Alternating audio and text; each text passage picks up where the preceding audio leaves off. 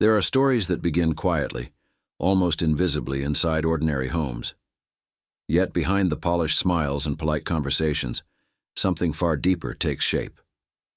On one particular evening, the young man at the center of this story found himself sitting at his in-laws' dinner table, surrounded by people who had never fully accepted him. His wife's mother leaned close with a practiced smile, placing a glass in front of him.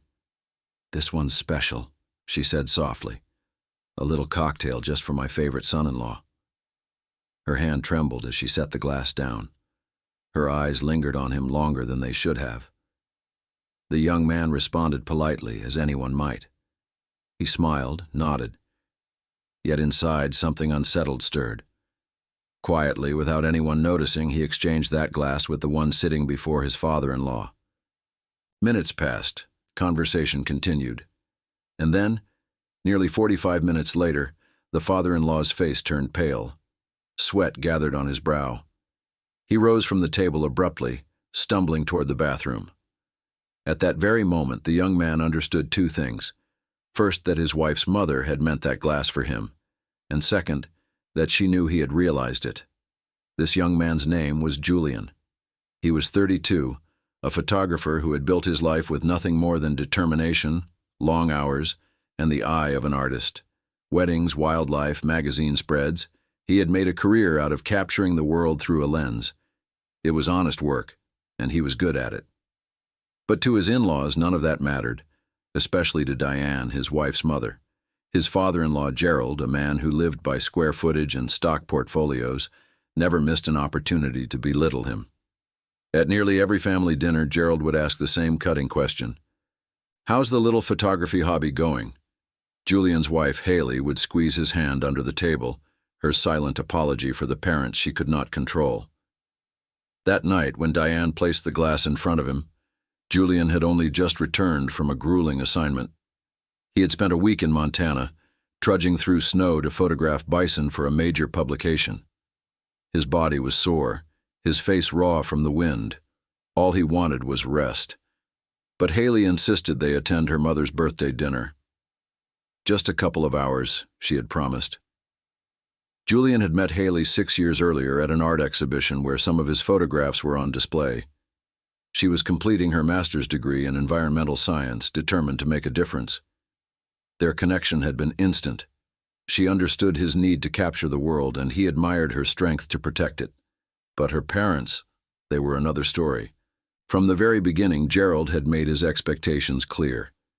He had wanted someone else for his daughter, someone with a steady office, a retirement plan, a company car, someone more like himself. Diane's approach was subtler. She praised Julian's work, but always with a pointed question. "When will you find something more stable?" At family gatherings, she would introduce him simply as the photographer, as though his role as husband did not exist. Julian tried for years to earn their respect.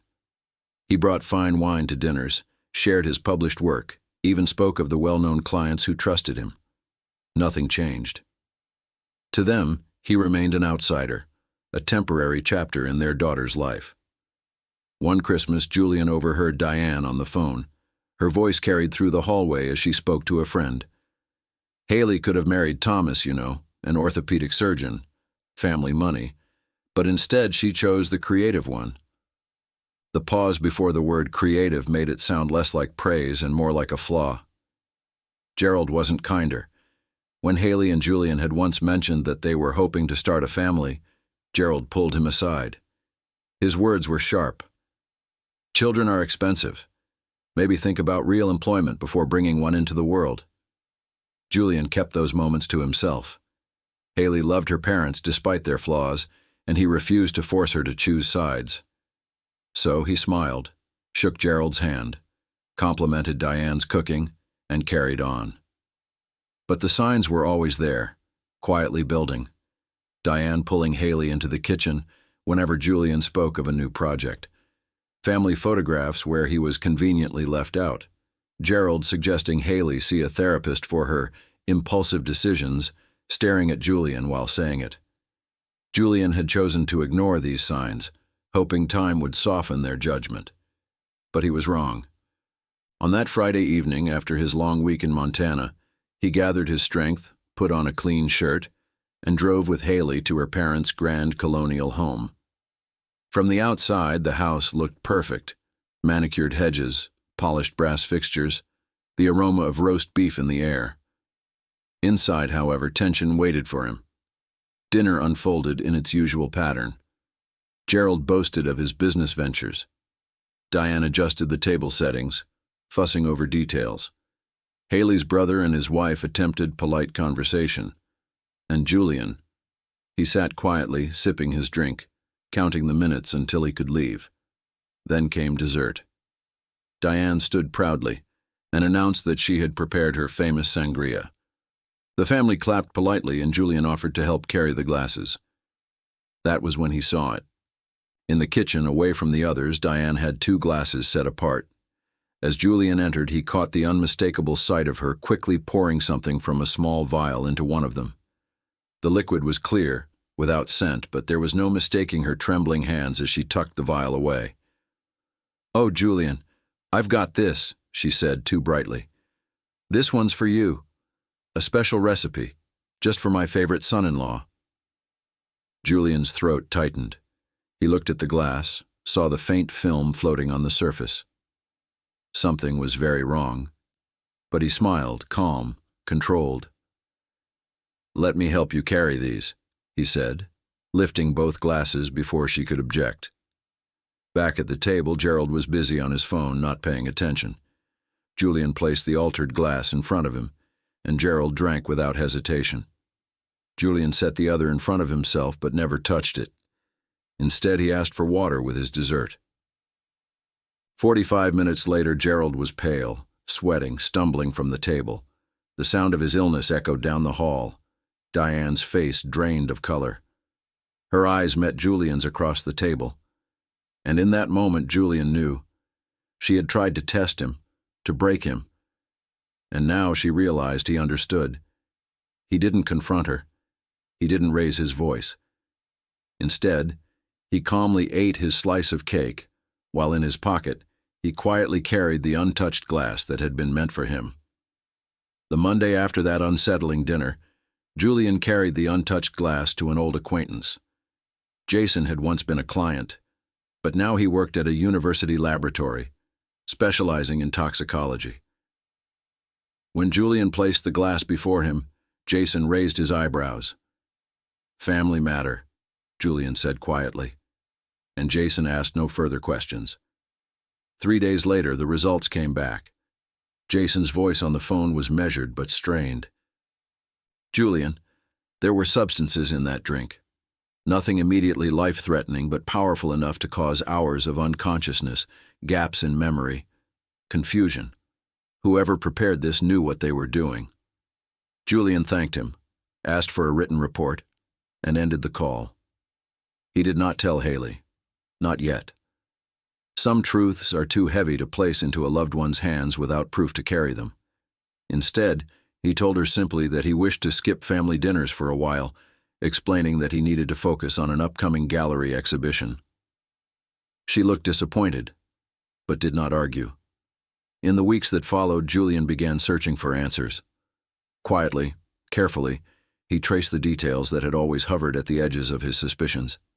He discovered that Diane carried multiple prescriptions for the same medication, collected from different doctors. Records showed she had been doubling, sometimes tripling her dosage. Whispers circulated in the neighborhood, rumors of strange behavior at gatherings, accusations of valuables missing at her country club, incidents that the family worked hard to keep quiet. Piece by piece, Julian gathered what he could. He was no longer guessing. He was building a case. And then an unexpected opportunity presented itself.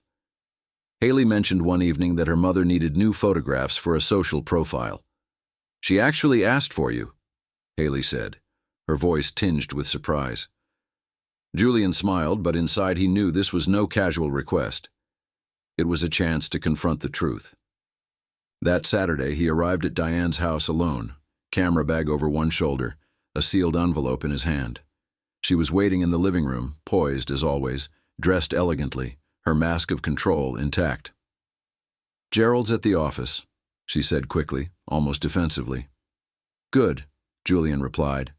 He set the envelope on the table between them. Before we start, I think you should see this.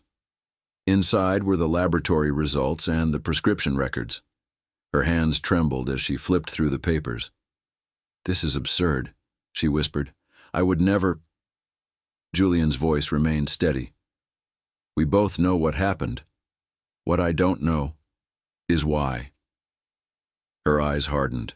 The tremor left her voice. You'll never be good enough for my daughter, she said sharply. Not now, not ever. A real man provides stability, security, not photographs. Julian leaned forward slightly, his expression calm. And slipping something into my drink? That's your definition of security? Her mask cracked for a moment.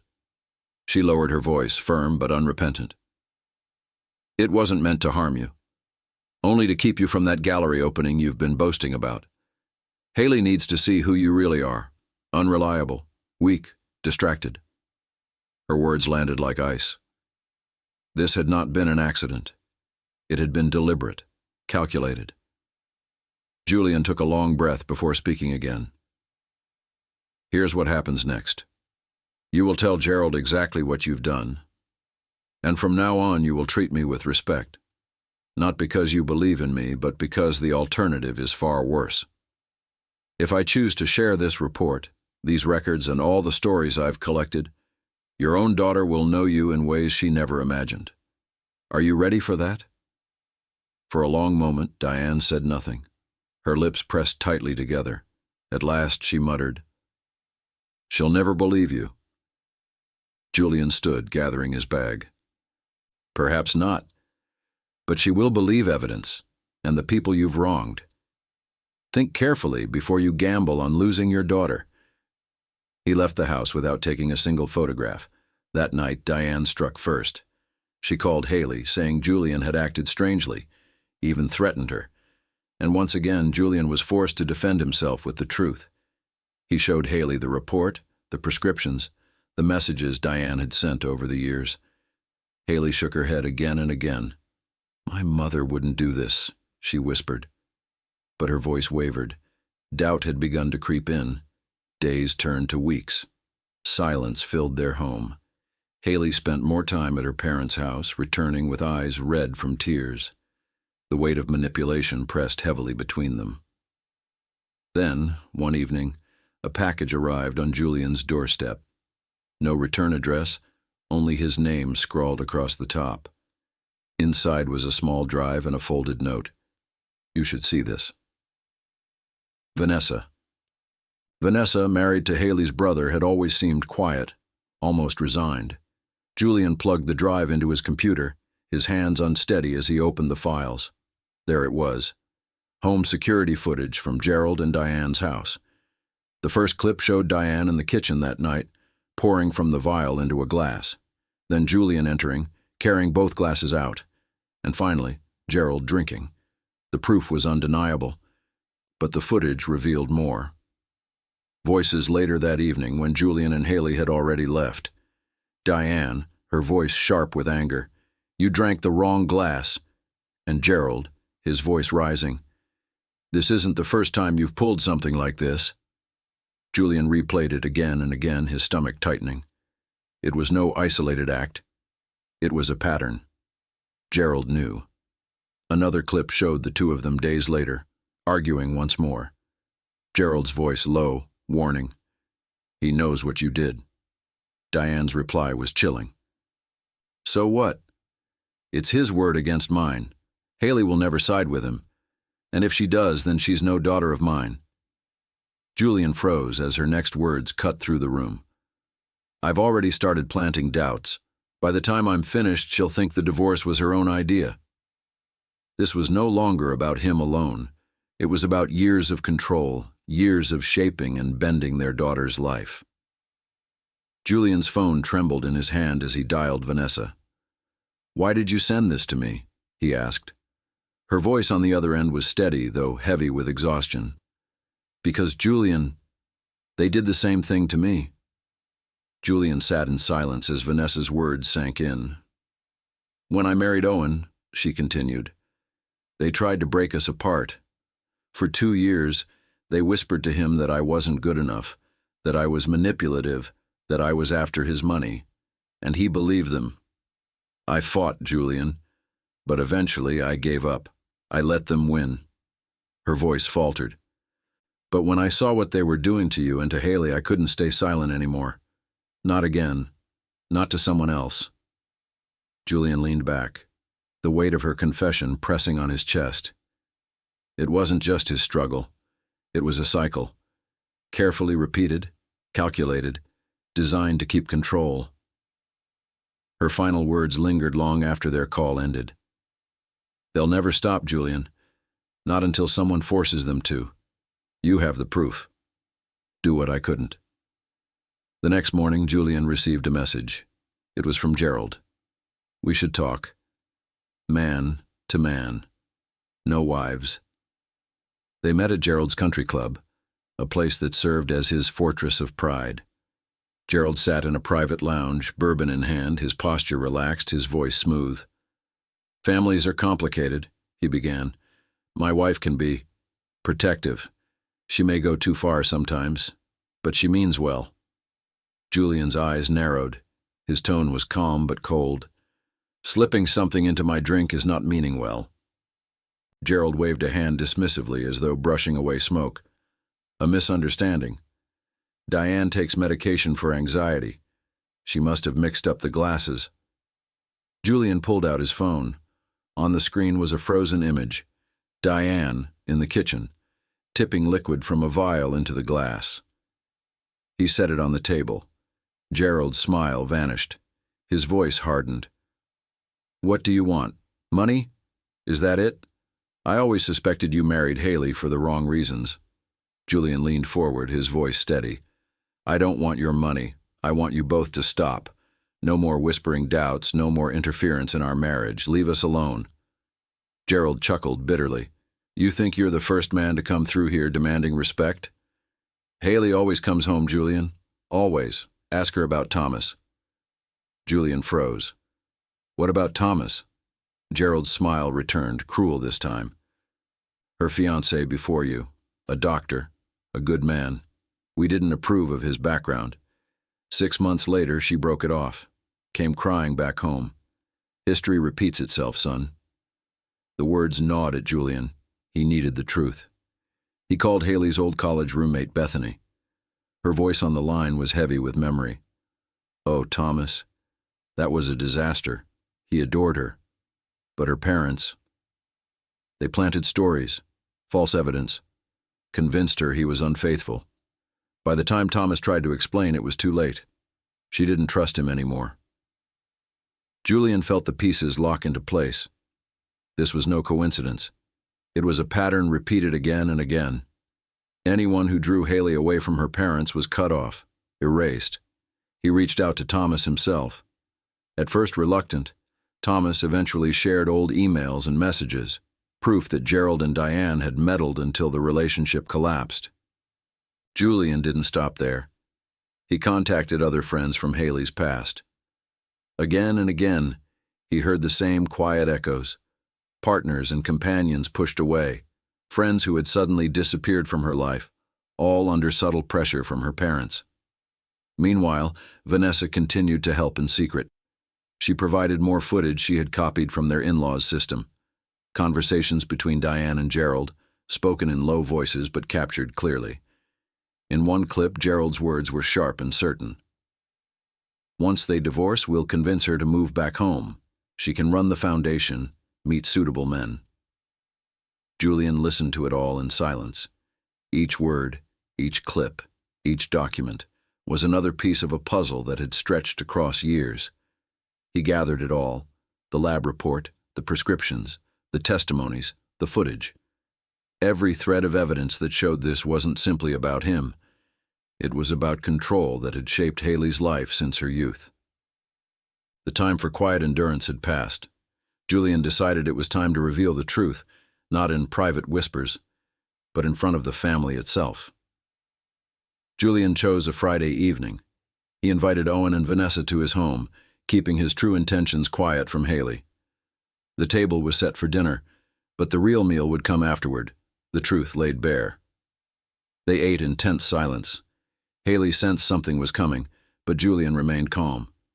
After dessert, he stood, connected his laptop to the television, and spoke with quiet resolve. "There's something you all need to see." For the next hour, the room filled with voices from the past, emails, messages, footage. Diane in the kitchen, pouring liquid into the glass. Gerald scolding her afterward. "You poisoned the wrong man." Their whispers about tearing Julian and Haley apart. And finally, the chilling plan. Once they divorce, she'll move back home. She can run the foundation, meet suitable men. Haley sat frozen, tears streaming silently down her face. Owen shook his head, muttering, "That's not my parents. It can't be." But Vanessa reached for his arm. Her voice was steady but tender. "They did it to us too, Owen. Why do you think they suddenly accepted me after James was born? Because a grandchild meant leverage." Owen's face drained of color. "You never told me." "I tried," Vanessa said softly. "You wouldn't listen." At last, Haley turned toward Julian. Her voice was broken but searching. "Why didn't you tell me sooner?" Julian's eyes met hers. His voice was steady. "Because you needed to see it yourself. Not just what they did to me, but what they've been doing to you your entire life." The room was silent. The illusion had shattered. The next morning, Haley's phone rang. She put it on speaker. Diane's cheerful voice filled the air. "Darling, your father and I have been talking. We think you should come stay with us for a while. Sometimes distance gives clarity." Haley's hands trembled, but her voice was firm. "Mom, I've seen the videos." Silence on the other end. Then Diane's tone sharpened. "What videos?" "The security footage, you in the kitchen, you and Dad plotting, all of it." Another pause. Then a dismissive scoff. "Whatever he's shown you has been manipulated. You know Julian has always been jealous of our family." Haley cut her off. Her voice no longer wavered. "No, enough lies. Tonight we're coming over, all of us, Owen, Vanessa, Julian, and me, and we're going to talk. On camera. So there's no denying anything." When she hung up, she looked at Julian. "They'll deny it, they'll twist it." Julian nodded slowly. "I know. That's why this time we'll set the stage. Not as their son-in-law, not as the outsider they dismiss, but as the storyteller who will show them their own truth." That evening they arrived at Gerald and Diane's home. Owen and Vanessa were already there, sitting stiffly in the living room. Gerald greeted them with his usual air of control, glass of bourbon in hand. "I understand there's been a misunderstanding," he said smoothly. "No misunderstanding," Julian interrupted. He set up his tripod and camera. "I'm documenting this conversation. For the family record." Diane's face paled. "This is private family business." "Exactly," Julian said quietly. "Family business, and I am family, even if you've tried to erase me from it." For the next 2 hours, Julian laid everything out. The drink, the toxicology report, the prescriptions, the footage. Every denial was met with undeniable evidence. Haley finally stood, her voice trembling but strong. "I love you both. You're my parents. But what you've done is unforgivable. You don't get to control my life anymore." Owen stood beside her. "We're adults. We make our own choices, our partners, our futures. You can't decide for us." Diane began to weep, not from remorse, but from the realization that her power was slipping. Gerald sat in silence, stunned that his authority no longer commanded obedience. As they prepared to leave, Julian handed Gerald a small drive. "This has everything, the footage, the records, the testimonies. It's yours to keep." Gerald narrowed his eyes. "What's that supposed to mean?" "It means I won't destroy your reputation. That would only hurt Haley. But if you ever interfere again, every partner, every business contact, every friend you value will see what's on this drive. Consider it insurance." For the first time since Julian had known him, Gerald looked at him not with disdain, but with something close to respect. "I underestimated you." Julian's voice was calm. "Yes, you did." 6 months passed. Haley and Owen began therapy, working through years of strings their parents had tied around their lives. Diane and Gerald kept their distance. No surprise visits, no sharp comments disguised as advice, only the occasional polite message, carefully worded as if each sentence might one day be held against them. The silence was almost strange, but it was also peace. Then came the holidays. An embossed invitation arrived at their home, just 4 words written across the top: a fresh start, join us for Christmas dinner. Haley wanted to go. "They're still my parents," she said softly, "and maybe they're trying." Julian agreed, though he knew better than to trust in sudden change. Sometimes people do not change. They only adapt when their power slips away. The dinner was pleasant on the surface. The table was full, the conversation light. Gerald even asked Julian about his photography with what sounded like genuine interest. But to Julian it felt like a performance, a stage too carefully prepared. After the meal, Gerald invited Julian into his study. 2 glasses of scotch were poured, one slid across the desk. "I have a proposition," Gerald said smoothly. "Photography has served you well, but have you considered something steadier? I could bring you into my firm. Partner track, a salary worthy of my daughter's husband." Julian did not touch the glass. His eyes remained steady. "Why would you offer me this?" Gerald smiled. "Because you stood your ground. You proved yourself. That's what a man does." Julian's voice was calm but resolute. "No, Gerald, that's not respect. That's another form of control, and you can't buy me." For a moment, Gerald's mask slipped. His voice grew sharp. "Don't be a fool. Everyone has a price." Julian stood, setting the untouched glass aside. "No, not everyone. And that's why you'll never understand your daughter." Back in the dining room, Haley announced the news. "We're having a baby, 3 months along." The reaction was instant. Diane gasped, rushing to embrace her daughter with trembling joy. Gerald followed slower, offering his congratulations with a stiff handshake. His smile did not reach his eyes. Julian leaned close and whispered firmly, "This child will never be part of your games, not now. Not ever." Gerald's jaw tightened, but he gave a reluctant nod. Weeks later, a thick envelope arrived. Inside were legal papers, the deed to the house they had been renting now in their name. A trust fund established for the unborn child. No letter, no apology, only signatures. It was not remorse. It was acknowledgement, the only kind Gerald could offer.